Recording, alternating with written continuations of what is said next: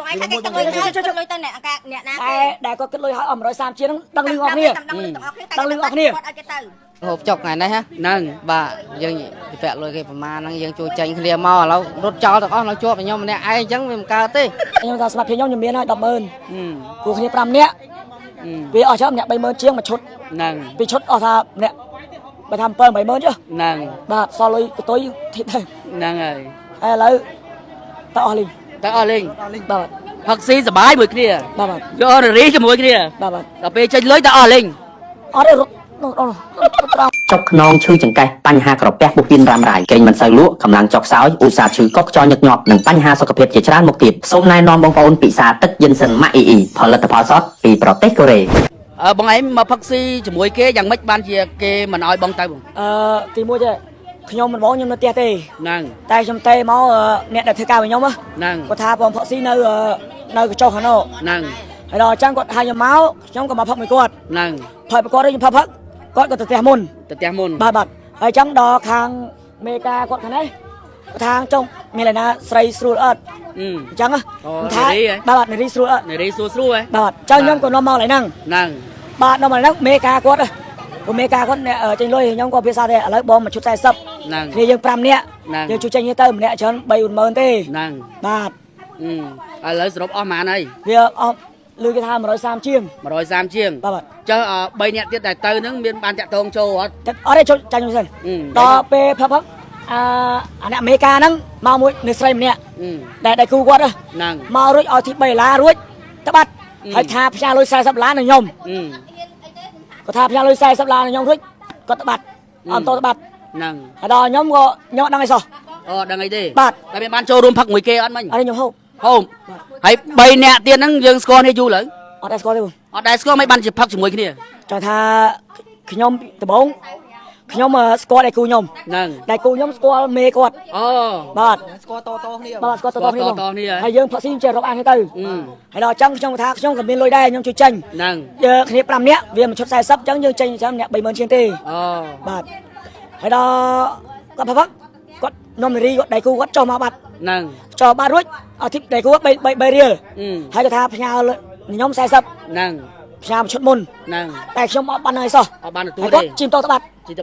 បាត់គាត់ក៏ចោលថាលុយខ្ញុំហើយរួចដៃកូនចៅមនុស្សនៅ2នាក់ទៀតនិយាយចោចាលុយគ្នាហើយអត់ដឹងគាត់ចុះមកគាត់អត់ខត់ទេដើរទៅរុយតែគាត់អត់មានម៉ូតូមានខ្ញុំម៉ូតូខ្ញុំងាប់នៅហ្នឹងដែរអញ្ចឹងអ្នកដែលទៅមុនហ្នឹងផឹកស៊ីហើយគេទៅបាត់អស់ហើយលុយគិតហើយទៅបាត់អស់ហើយលុយគិតហើយបាទបងមិនបានគិតទេគាត់ថាលុយមុនគិតហើយមិនអត់ទេគិតហើយបងគ្នាគាត់បងគិតលើបាយឥឡូវគិតឥឡូវហើយតាក់តទៅលេងម្នាក់ហ្នឹងមើលបើថាគាត់គិតលេងឥឡូវឈរទៅមុខគ្នាចូលមុខគ្នាមកដល់ពេលបាយស្រាប់លុយហ្នឹងអស់តែឡើយបងនិយាយស្រួលមួយបងឯងគេទៅលុយទៅអ្នកណាគេដែលគាត់គិតលុយឲ្យអស់130ជាងដឹងលឺអស់គ្នាដឹង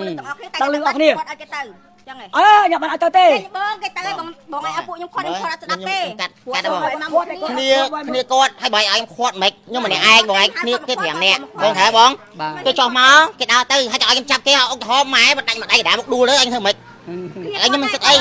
បងឯងគ្នាបងឯងមកគ្នាបងឯងខាត់ឥឡូវខ្ញុំតាទៅឲ្យលុយសិនដោះស្រាយខ្ញុំទៅហើយបងមិនទាន់ឲ្យលុយយើងហើយអា2អា3នៅលើអា2ដើរទៅបាត់ហើយទៅឲ្យខ្ញុំទៅខាត់មិនហ្នឹងបាទហើយគេសួរទៀតបងបងហើយខ្ញុំសួរទៀតណាបងគេថាឲ្យបងឯង42ហើយហ្នឹងហើយគាត់ប្រាប់អញ្ចឹងយើងឡើងសួរគាត់មិនចោតគាត់បងយើងឡើងសួរថាបងចាក់ឲ្យបង42ហើយគាត់ណាមិនចោតខ្ញុំមិនចោតខ្ញុំចង់ធ្វើស៊ីអីណាបាទហើយអាងអីប្រមាថទេហៅអ្នកសែតមកថាយើងបិទសិតគាត់បិទសិតបងឲ្យលុយខ្ញុំបាយតាណាទៅហើយបើខ្ញុំបិទសិតវិញណាបងឯងនៅក្នុងហ្នឹងឯងអត់បាញ់ជិះក្រៅឈរនៅក្រៅទេបាទចុះមកក្រោមចុះបាយមកក្រោមឲ្យគេហៅអ្នកណាទេមកបាទហើយទី1ទី2បើបងឯងអត់លុយទេឥឡូវខ្ញុំសុំទុកម៉ូតូហ្នឹងសិនស្អែកមកយកធ្វើកណ្ដាស់ឲ្យបងធ្វើកណ្ដាស់ឲ្យបាទបើអត់ទេតែបលិសមកយកម៉ូតូទុកlạiបលិសទៅបើខ្លាចខាងហាងហ្នឹងអីប៉ះពាល់អីម៉ូតូគាត់តែបលិសយកទុកនៅបលិសទៅហើយគាត់ហាងនេះសេវាកម្មល្អបានខំហៅភ្ញៀវមកហើយមកបន្ទោសឲ្យខ្ញុំថាពួកខ្ញុំហ្នឹងតែស្គាល់ភ្ញៀវវិញហើយខ្ញុំអត់ដឹងខ្យល់យើងអង្គុយគាត់អត់ភ្ញៀវមកតែភ្ញៀវចូលមកអត់ខាត់បាយអត់មិនបើខ្ញុំអត់បាយទាំងខ្ញុំទៀតណាហើយមិនមកទាំងអស់គ្នាបងឯងបងពាក់មួសសឥឡូវហ្នឹងឥឡូវបងស្បាត់បំពូកូនខ្ញុំ3បាយសួតខ្ញុំដែរស្គាល់ទេបងឯងនៅលើអត់ឈ្មោះបងឯងហៅគេមកតែអីចឹងខ្ញុំមិន ដឹង ណខ្ញុំនិយាយស្ដាប់ខ្ញុំមកទៅតែស្គាល់តែស្គាល់ខ្ញុំអត់ខ្ញុំតែស្គាល់តែខ្ញុំនិយាយមកឃើញសុំ បងឯងស្គាល់បងឯងចូលផឹកមួយគ្នាបងតាចាខ្ញុំនាំគេមកទៅបងខ្ញុំទៅវិញហើយត្រូវអត់បង ខ្ញុំអត់ចេះ ខ្ញុំ ចាំ តាម ទេ មក ខ្ញុំ ចែកខ្ញុំចង់និយាយចែកបើបងអត់ស្គាល់បងហាងស្វាកម្មឡើងល្អបងនាំគេមកអញ្ចឹងបងនាំឯងមកហើយ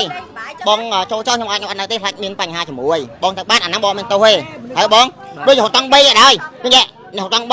គឺច្រើនណាស់គេធ្វើស៊ីរហូតតង់3ច្រើនណាស់ហើយបុកឃីងហើយនាំចូលខារ៉ាអូខេផឹកស៊ីហើយអានេះបុកឃីងរត់បាត់ទុកម្យ៉ាង3នៅហ្នឹងដល់ពេលកាត់លុយណាម្ចាស់គាត់3កាត់លុយហ្នឹងមិនមែនអាភៀនកាត់លុយណាបាទ ខ្ញុំដុបមកទៀត ឥឡូវលុយក្នុងខ្លួនគាត់មានប្រមាណបង គាត់ថាគាត់មាន100000 100000 បាទ ចុះបងម្នាក់ទៀត ខ្ញុំដឹងទេបងគាត់ចេះ គាត់ផឹកមួយគ្នាដែរទេ មួយគ្នាបង មើលបងបងផឹកមួយគ្នាមែនអេអើសង្ងំបងមកឲ្យផឹកមួយគ្នាមិញអា ពុកមួយគ្នាប៉ុន្តែនៅផ្សេងគ្នាដែរឆ្កល់គ្នាដែរ អត់ដែរស្គាល់នេះហៅនេះផឹក អត់ដែរឆ្កល់គ្នាដែរ ចុះឃើញតាមរយៈណាបានមកផឹកជុំនេះបាន ខ្ញុំអត់ដឹងឆ្កល់តខ្ញុំមិនដែរឆ្កល់គាត់បង ស្គាល់តនេះទេ បាទ ហើយហៅគ្នាមកផឹកហើយមិញហៅនារីមកនេះ 4នាក់ 4នាក់ បាទ4នាក់មិញ 5នាក់អី 5ហើយបាទ 5នាក់ហើយអស់ប៉ុន្មានមិញសរុប ទៅ130ជាងហើយ បាទ ហើយហៅនារីប៉ុន្មាននាក់មិញ 5នាក់បង 5នាក់ចុះអានេះបើ share គ្នាអស់ម្នាក់ប្រហែលប៉ុន្មាន ខ្ញុំថាខ្ញុំវាយថាម្នាក់100000នៅគ្នាយើង5 6នាក់ណា អូ បាទអញ្ចឹងយើងអស់ថាមហូបអស់ថា100ជាងទេអញ្ចឹងយើងម្នាក់100000 10000គ្រាន់ហើយណា វាសល់ហើយបង បាទបងបាទ តទៅពេលហើយយើងគិតតម្លៃមហូបហើយណា បាទ តើខ្ញុំចុះចូលបន្ទប់ទឹកពឹបចេញមកវិញគឺចុះមកទៀតមកក្រោមអស់លី បាទ បាត់មនុស្សអស់ អូ បាត់មនុស្សអស់ខ្ញុំដឹងទៅណាខ្ញុំចាំនឹងថាខ្ញុំជួយចេញគេដែរខ្ញុំជួយចេញម្នាក់100000ហើយ បាទ វាលើ100000មកតិចទៅក៏យើងអាចចេញបានដែរឲ្យតែថាជួយគ្នាបានបាទ បើជាចាក់គាត់ តើ ឥឡូវពីណាគេ ឥឡូវចេះ3នាក់ទៀតបងឯងស្គាល់តាមរយៈណាឬស្គាល់នៅហ្នឹង 3នាក់ទៀតគ្នាខ្ញុំមួយទៀតគឺមេការសំឡងមួយខ្ញុំ អូមេកាម្ដង បាទ ឥឡូវតាក់តងបានអត់តាក់តងទៅបានអត់ មានលេខទូរស័ព្ទជាមួយគាត់ អត់មានលេខទូរស័ព្ទមួយគ្នាទេ បាទខ្ញុំអត់មានទូរស័ព្ទ តែស្គាល់ឡើងការងារគាត់ ស្គាល់ ឥឡូវបើមានផ្ដាំញ៉ាថានេះពូម៉ាក់យើងផឹកស៊ីជុំគ្នាមិញ5នាក់ឥឡូវអស់ចំនួន130ជាងយើងអាចជួយ share គ្នាចេញគ្នាបានទេផ្ដាំញ៉ាមកឥឡូវក៏ឃើញក្នុងការ live ហ្នឹង បាទនិយាយបាន បាទនិយាយមក ឥឡូវមិត្តភក្តិទាំងអស់ហ្នឹងណាអូនខូចគេដល់ឥឡូវយើងហូបចុកថ្ងៃនេះហ៎ ហ្នឹង បាទយើងពាក់លុយគេប្រមាណហ្នឹងយើងជួយចេញគ្នាមកឥឡូវរត់ចោលទាំងអស់នៅជាប់ខ្ញុំម្នាក់ឯងអញ្ចឹងវាមិនកើតទេបាទហើយរត់ចោលទាំងអស់រត់ចោលខ្ញុំនៅសងគេម្នាក់ឯងមិនកើតបើយើងហូបចុកមួយគ្នាបង ហូបចុកសបាយមួយគ្នា បាទបាយមួយគ្នា នារីយកជាមួយគ្នាទៀត មួយគ្នាទាំងអស់ហើយ លុយរត់ចោលលេង គាត់លុយទៅអស់លេងទៅខ្ញុំម្នាក់ឯងហើយខ្ញុំមិនព្រមទទួលបង បាទបងបាទ តែខ្ញុំមានខ្ញុំជួយថា បាទទឹកចិត្ត បាទខ្ញុំជួយចេញបាទម្នាក់100000ឬក៏2 100000មិន10យើងជួយចេញគ្នាទៅទួចរួចហើយយើងចាំបាច់ចុះមកទៅអស់លេងហើយឥឡូវអត់ស្គាល់កន្លែងទៅដេកហើយដល់បងឯងជូនខ្ញុំទៅវិញ អត់ស្គាល់អីលើអត់ទៅកន្លែងវិញអត់ស្គាល់ ពេលលោកសងមិនដឹងលោកទៅដេកទៅណាទេបង អូដុំពេលលោកសងហើយ បាទ ទៅបានឆ្ងាយមើលបងប្អូនឥឡូវចេះបើ5នាក់បើសិនជា share គ្នាអ្នក100000វាអាចគ្រប់ទេបងណា បាទសល់លុយទៀត បាទសល់លុយទៀតឥឡូវ3នាក់ទៀតទៅបាត់ហើយ ទៅបាត់ហើយបង ឥឡូវបើមានអីផ្ដាំបញ្ញាតាមរយៈការផ្សាយហ្នឹងថា3នាក់ទៀតបើសិនជាឃើញឲ្យជួយចេញលុយគ្នាមកយើងផឹកស៊ីសបាយយកនារីជាមួយគ្នាអញ្ចឹងណាមានអីផ្ដាំបញ្ញាគាត់ដែរ ខ្ញុំសូមដំណើរអ្នកដែលជួយមិនផឹកស៊ីមិនស្គាល់នេះទេ បាទ បើស្គាល់តាំងពីទូចចាំស្គាល់ ហ្នឹងហើយ ហើយអាស្គាល់ពេលផឹកមិនស្គាល់ទេបោះលេងអាស្គាល់ហើយអត់ម៉ូតូជិះហើយអាគេអ្នកមានម៉ូតូជិះមកជូនមកហើយខុសទៀត ខុសទៀត បាទហើយតួតាអ្នកមានម៉ូតូនេះហើយដែលខ្ញុំអត់ដឹងសោះវាយមើលខំជូនមកហើយដែលរកចំណូលឲ្យគាត់ហើយឥឡូវដែលខ្ញុំថាសម្រាប់ខ្ញុំមានហើយ100000 គូគ្នា5នាក់វាអស់ច្រើនម្នាក់30000ជាងមួយឈុត ហ្នឹង ពីឈុតអស់ថាម្នាក់បើថា7 80000ចុះ ហ្នឹង បាទសល់លុយកតុយទីទៅ ហ្នឹងហើយ ហើយឥឡូវតើអស់លីង ទៅអស់លេង បាទ ផឹកស៊ីសបាយមួយគ្នា បាទបាទ យកនារីជាមួយគ្នា បាទបាទ ដល់ពេលចេញលុយទៅអស់លេង អត់ទេរត់ត្រង់ អូរត់ចូលមក ដល់ខ្ញុំនៅលើដល់នេះដល់បាត់ហើយខ្ញុំត្រលលឿនអត់តវាយលេងកូនធ្វើចាក់ខ្ញុំធ្វើម្ដងហើយ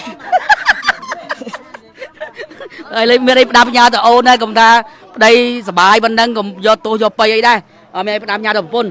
ដីឈប់ដល់ផឹកអើយ công khăn đây ơi chụp ơi riêng mua ở đây mà phát tiếp thật nè rồi bà tha đào chụp ơi chụp ấy bà chân đâm nhau đâu bốn nè bà công khăn đi anh ấy lựa chọn khói ạ ở đây bông rồi nhom lên mà nhom đa thoáng nhom lên hiền là bốc kê màu ơi pe nắng vì na cái nèยังcheยังcái bồn thèm nè con nè បងនេះ បងអី បងម្ចាស់ម៉ូតូ បងម្ចាស់ម៉ូតូក៏ยังជាយ៉ាងគេ ហ្នឹងហើយទាំងតែគ្នាគាត់មកមួយខ្ញុំបោកឲ្យម្នាក់ 80000 ចុះវានៅសល់ហើយបងអញ្ចឹងគ្នាគាត់ឲ្យដល់ 100,000 ហ្នឹងអ្នកក្នុងម្នាក់ 100,000 ហ្នឹង តែ 100,000 ណាមានលុយគាត់ទេទាំងតែគ្នាគាត់ថាស្គាល់គ្នាអញ្ចឹងណាគាត់ថាចេះចេញសិនទៅដល់កន្លែងឬគាត់ផ្សេងអ្នកផ្ទះឬក៏ផ្សេងមេគាត់យកមកឲ្យគាត់ហ្នឹងតែគាត់ហ្នឹងអត់ទុកចិត្តគ្នាគាត់ខ្លាចអសងគាត់ហ្នឹងអញ្ចឹងទៅបងនេះឡាំប៉ាបងម្ចាស់ម៉ូតូឡាំប៉ាថាចេះគាត់អត់ដែរស្គាល់ម្នាក់ហ្នឹងទេបើអត់ដែរស្គាល់បងខ្ញុំនាំគាត់មកទេដូចបិសាប់គាត់នាំអញ្ចឹងយកស៊ីក្បាលកាក់ពីលើខ្ញុំនាំគាត់មកខ្ញុំអត់ចូលទេតែគាត់ថាខ្ញុំនាំគាត់មកខ្ញុំអត់ចូលផឹកទេតែគាត់នេះគាត់ផឹកអញ្ចឹងខ្ញុំទៅហើយបាទបងតែនេះទាំងតែគាត់ចូលផឹកមួយគ្នាទាំងអស់គាត់សួរតាំងពីថែមស្រាគាត់បងគាត់ថាខ្ញុំអ្នកថែមគាត់សួរគ្នាទៀតតែសួរគ្នាបងណែគាត់សួរបងអ្នកថែមគាត់ថាខ្ញុំអ្នកថែមអញ្ចឹងបងឲ្យថែមអញ្ចឹងបងអ្នកចេញគាត់ថាខ្ញុំអ្នកចេញអញ្ចឹងផឹកឡើងអស់ស្រាជ្រៀងឡើងអស់ចិត្តអស់ចឹងដល់ពេលកាត់លុយគាត់ថាអស់ច្រើនម៉ែណាបងស្រាប់ពីគេមកគេ45ហើយមហូបបែបពួកខ្ញុំអ្នកហៅនោះមិនបែបពួកខ្ញុំហៅគឺបងប្រុសអ្នកហៅខ្លួនឯងទាំងអស់គាត់ថាខ្ញុំអ្នកហៅទាំងដែលហៅអ្វីមួយគឺគាត់សួរគ្នាគាត់ទាំងអស់ហ្នឹងហើយថាអូខេឲ្យទាំងអស់ទាំងដែលស្រីមានអ្នកណាគ្មានសិទ្ធសុំដែរតែអត់ឲ្យហ៊ានយកទេហ្នឹងនិយាយមកអត់មានតែយកសម្បីតែស្រាគាត់ថែមពួកខ្ញុំមិនហ៊ានកោះហងឲ្យគាត់កោះហើយបានពួកខ្ញុំហ៊ានផឹកអញ្ចឹងពួកអីពួកខ្ញុំទទួលស្គាល់ពួកខ្ញុំធ្វើការខាងហ្នឹងគេហៅបានអង្គុយជាមួយគាត់មានសិទ្ធិអង្គុយលួងគាត់ទេហ្នឹងតែបើរឿងស្អីគឺគាត់អ្នកចេញលុយគឺគាត់អ្នកហៅទាំងអស់គាត់អ្នកហៅហ្នឹងហើយគាត់អ្នកទួទាំងអស់ហើយពួកខ្ញុំអូខេអង្គុយធម្មតាជាមួយពួកគាត់តែបើរឿងចឹងសុំនំសុំរហូបឬក៏ស្រាហៅអីគឺគាត់អ្នកហៅទាំងអស់ហ្នឹងហើយតែលទ្ធផលចុងក្រោយអាលុយស្រាក៏អត់បានអត់បានហើយរកវាយពួកខ្ញុំទៀតពួកខ្ញុំចេះតាំងកំឡោះថាអ្នកហាងគាត់ខុសអញ្ចឹងចេះតែគាត់ច្រឡោតរហូតវាយតាំងគេទៀតគាត់ថាខ្ញុំតាំងអង្គុយខ្ញុំទៅកន្លងគាត់ស្វឹងយើងអត់ស្វឹងយើងអង្គុយខ្ញុំទៅវាយគាត់ទៅមានកំហុសចោទថាយើងពួកអ្នកហាងវាយគាត់ទៅលើហ្នឹងខ្ញុំថាអញ្ចឹងយើងមានតែខុសទេចាំតហៅគាត់ហៅអ្នកណាហៅមកឲ្យគេឡាយឬក៏គាត់ហៅអ្នកស្គាល់អ្នកណាគាត់មិននិយាយមកអញ្ចឹងយើងកុំប៉ះពាល់គាត់បើយើងចង់ឈ្នះគាត់ហៅប៉ូលីសមកហ្នឹងឈ្នះហើយហៅគេទៅឥឡូវស្លាយនារីក៏គាត់អត់បានឲ្យដែរបានមកឲ្យតែលុយស្រាគេទៅអត់ទេបានទៀតហ្នឹងរកវាយអីអង្គុយធំដឹងធំលឿនគ្រប់នឹងជំរាបសួរទៅកាន់ប្រិមត្ត SVL ជាទីមេត្រីនៅវេលាម៉ោង 2:30 នាទីនៅថ្ងៃទី 12 ខែឧសភាឆ្នាំ 2025ខ្ញុំបាទចង់ពួនបងប្អូនឌីកំពុងតែនៅស្តុបបាគូក្នុងសង្កាត់ដង្កោខណ្ឌដង្កោរាជធានីពេញដោយមុននេះបន្តិចមានបងប្រុសម្នាក់ដែលគាត់បានតំណែងមកកាន់យើងខ្ញុំឲ្យមកធ្វើការផ្សព្វផ្សាយពាក់ព័ន្ធនឹងគាត់ស្គាល់មិត្តភ័ក្តិបាទទើបនឹងស្គាល់ហ្នឹង5នាក់មកចូលផឹកស៊ីខារ៉ាអូខេបន្ទាប់ពីផឹកស៊ីរួចរាល់សប្បាយអស់ចិត្តហើយបាទត្រូវដវេនគិតលុយហ្នឹង3នាក់ទៀតគឺតបាត់ហើយនៅសល់តែ2នាក់មានក្នុងខ្លួនតែម្នាក់100000ទេធ្វើឲ្យម្ចាស់ហាងក៏ដូចជានារីគាត់ខាត់បាទមិនឲ្យបរោះនោះចេញទៅណាទេឲ្យសងថ្លៃបាទខារ៉ាអូខេក៏ដូចជាបាយ៉ាបាទចំនួន2កេសរួមទាំងនារីនិងថ្លៃម្ហូបបាទសរុបទាំងអស់130ជាងបន្ទាប់ពីបងប្រុសដែលគាត់លើកឡើងថាបាទអ្នកដែលផឹកស៊ីជាមួយគាត់ហ្នឹងគាត់អត់ដែរស្គាល់ទេមានថាគាត់ស្គាល់តាមបងប្រុសមួយទៀតបាទហើយចិត្តទៅហៅមកแซ่គ្នាអញ្ចឹងទៅពេលហៅផឹកចុះផឹកឡើងផឹកចុះផឹកឡើងបាទរហូតដល់ម៉ោង2បាទត្រូវបានចាក់ចេញបាទ3នាក់ឯ2នាក់ទៀតត្រូវបានម្ចាស់ទីតាំងគាត់ឲ្យសុំគិតលុយសឹងចាំចាក់ចេញគឺបងប្រុស2នាក់ក្នុងចំណោមម្នាក់ហ្នឹងគាត់ថាគាត់អត់ដែរស្គាល់ទេគឺបរោះ2នាក់នោះគឺគាត់ហៅផឹកស៊ីតនេះទេឥឡូវមិនដឹងថាមិនមកទេព្រោះថាម្ចាស់ហាងគាត់ថាមនុស្សចេញចោះតែម៉ូតូសូមរក្សាទុកឲ្យសមត្ថកិច្ចសឹងហើយចាំគាត់មានលុយចាំគាត់មកយកដោយសាររឿងនេះទៅទាំងស្គាល់គ្នាហើយហៅផឹកស៊ីដល់ពេលចេញលុយចេញកាក់គិតលុយគិតកាក់គឺអត់មានលុយឥឡូវម្ចាស់ហាងក៏ដូចជាបងប្អូននារីគឺគាត់ទុកសឹងហើយបាទយ៉ាងម៉េចយ៉ាងម៉ាទេហើយគាត់ផ្ដាំផ្ញើទៅដល់បងប្រុសបាទ3នាក់ដែលបោផឹកស៊ីជាមួយគាត់ហ្នឹងបើស្អែកស្វាងហើយមើលឃើញនៅព័ត៌មាននេះបាទសូមជួយចេញលុយចេញកាក់ឲ្យគាត់ទៅហើយគាត់ផ្ដាំផ្ញើថា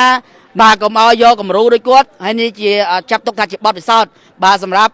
បងប្អូនដែលគាត់តែងតែអាណត្តិគ្នាផឹកស៊ី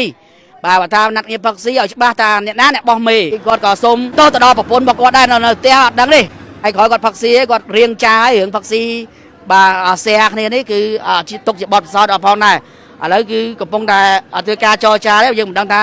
តើម្ចាស់ទីតាំងព្រមឲ្យគាត់ទៅឬក៏ហៅសមត្ថកិច្ចយកម៉ូតូនេះយកទៅរក្សាទុកទេណាអរគុណណាស់ពេលមិនខំចំណាយពេលតាមដានទស្សនា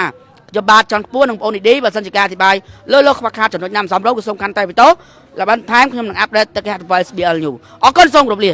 ទឹកយិនសិនម៉ៃអ៊ីទាំងស៊េរីចាស់និងស៊េរីថ្មីមិនមែនជាថ្នាំពេទ្យតែជាប្រភេទសត្វភ្លេមិនដែលមានប្រសិទ្ធភាពខ្ពស់ជួយដល់អ្នកដែលកំពុងមានសុខភាពល្អនិងអ្នកដែលកំពុងមានសុខភាពទ្រុឌទ្រោមជួយពង្រឹងភាពស៊ាំរបស់សារពាង្គកាយជួយបង្ការការកើតជំងឺមហារីកជួយបង្ការការកើតជំងឺទឹកនោមផ្អែមជួយបង្ការជំងឺដាច់សរសៃឈាមខួរក្បាលជួយបន្សាបជាតិពុលក្នុងខ្លាំងជួយដល់សន្លាក់ឆ្អឹងទប់ស្កាត់អាការៈឈឺខ្នងឈឺចង្កេះជួយដល់អ្នកដែលឧស្សាហ៍កោះខ្យល់វិលមុខឈឺក្បាលញឹកញាប់ហូបបាយមិនសូវបានសម្រានមិនសូវលក់ហេវហត់អស់កម្លាំងទន់ដៃទន់ជើងជួយដល់បញ្ហាក្រពះពោះវៀនហាមពោះទល់ខ្យល់ពិបាកបត់ជើងជំនួយខួរក្បាលជួយដល់ការចងចាំបានល្អនិងជួយដល់បញ្ហាស្ត្រីដែលរាំងរដូវឬរដូវមកមិនទៀងនិងចូលរួមជំនួយដល់បញ្ហាផ្លូវភេទបរិបទនារីឲ្យខ្លាំងបានយ៉ាងមានប្រសិទ្ធភាពជាផលិតផលរបស់ប្រទេសកូរ៉េដែលទទួលស្គាល់គុណភាពស្តង់ដារជាសកលពី FDA របស់សហរដ្ឋអាមេរិកមាន GMP មានការធានារ៉ាប់រងគុណភាពពីក្រុមហ៊ុនលំដាប់ពិភពលោក Samsung និង ISO